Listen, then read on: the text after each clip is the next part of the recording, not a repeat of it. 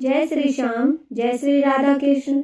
आप सभी को माघ मास की हार्दिक शुभकामनाएं। कार्तिक मास की तरह माघ मास का भी बड़ा महत्व है। सनातन धर्म में माघ मास में स्नान, दान, धर्म, जप, तप आदि करने से जन्म जन्मांतर के पाप नष्ट हो जाते हैं। आज हम माघ मास महात्म का 11वां अध्याय श्रवण करेंगे। अध्याय शुरू करने से पहले हम श्री गणेश भगवान और अपने गुरुजनों को याद करेंगे।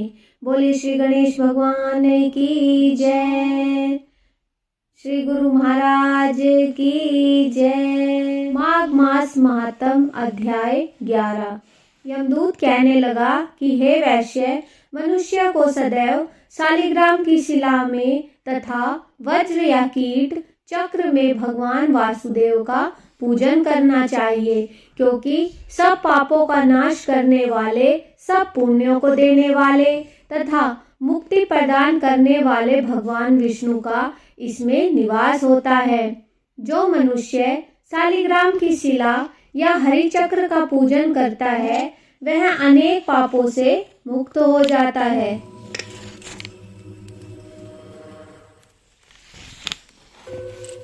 जो मनुष्य शालिग्राम की शिला और हरि चक्र की पूजा करता है वह अनेक मंत्रों का फल प्राप्त कर लेता है। जो फल देवताओं को निर्गुण ब्रह्म की उपासना में मिलता है, वही फल मनुष्य को भगवान शालिग्राम का पूजन करने से यमलोक को नहीं देखता। भगवान को लक्ष्मी जी के पास अथवा बैकुंठ में इतना आनंद नहीं आता जितना शालिग्राम की शिला या चक्र में निवास करने में आता है।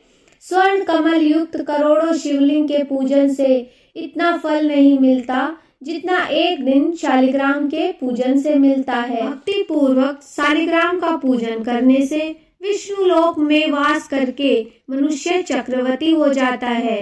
काम, क्रोध, लोभ, मोह, अहंकार से युक्त होकर भी मनुष्य शालिग्राम का पूजन करने से बैकुंठ में प्रवेश करता है। जो सदैव शालिग्राम का पूजन करते हैं वह प्रलय काल तक स्वर्ग में वास करते हैं। जो दीक्षा, नियम और मंत्रों से चक्र में बलि देता है वह निश्चित करके विष्णु लोक को प्राप्त होता है। जो शालिग्राम के जल से अपने शरीर का अभिषेक करता है वह मानो संपूर्ण तीर्थों में स्नान करता है। गंगा, रेवा, गोदावरी सबका जल शालिग्राम में वास करता है। जो मनुष्य शालिग्राम की शिला के सन्मुख अपने पिता का श्राद्ध करता है उसके पितृ कई कल्प तक स्वर्ग में वास करते हैं। जो लोग नित्य शालिग्राम की शिला का जल पीते हैं उनके हजारों हजारों बार पंचगव्य पीने से क्या प्रयोजन। यदि शालिग्राम की शिला का जल पिया जाए तो सहस्त्रों तीर्थ करने से क्या लाभ। जहाँ पर शालिग्राम है वह स्थान तीर्थ स्थान के ही समान होता है। वहाँ पर किए गए संपूर्ण दान, धर्म, होम करोड़ों गुणों के फल को प्राप्त होता है। जो एक बूंद भी शालिग्राम का जल पीता है वह माता के स्तनों का दुग्ध पान नहीं करता अथवा गर्भाशय में नहीं आता। शालिग्राम शिला में जो कीड़े मकोड़े एक कोस से अनंत तक मरते हैं वह भी बैकुंठ को प्राप्त होते हैं। जो फल वन में तप करने से प्राप्त होता है वही फल भगवान को सदैव स्मरण करने से होता है। मोहवश अनेक प्रकार के घोर पाप करने वाला मनुष्य भी भगवान को प्रणाम करने से नरक में नहीं जाता। संसार में जितने तीर्थ और पुण्य स्थान हैं भगवान को प्रणाम करने से नरक में नहीं जाता।